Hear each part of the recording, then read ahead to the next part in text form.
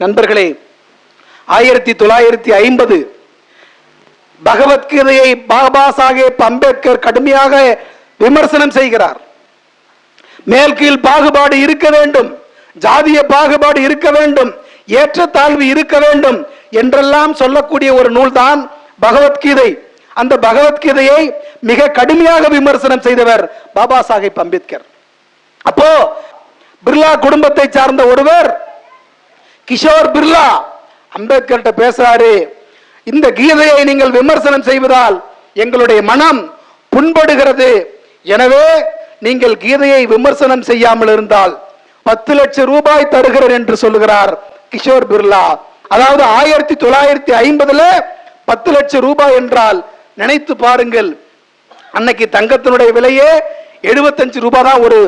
ஒரு பவுனுடைய தங்கத்தோட விலை இன்னும் அதை விட குறைவு என்று சொல்கிறார்கள். எனவே 10 லட்சம் ரூபாயை வாங்கியிருந்தால் ஆகச்சிறந்த கோடீஸ்வரர் உலகத்தில் யாராக இருந்திருப்பார்?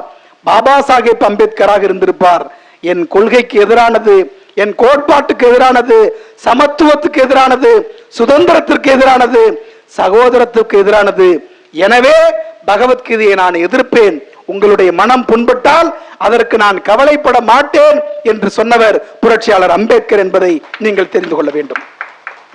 அப்படி உங்கள் மனம் புண்பட்டால் புண்படட்டும், அதற்காக நான் கவலைப்பட போறதில்லை என்கிற செய்தியெல்லாம் இந்த நூலில் பரவி கிடக்கின்றன. வாங்குங்கள், வாசியுங்கள்.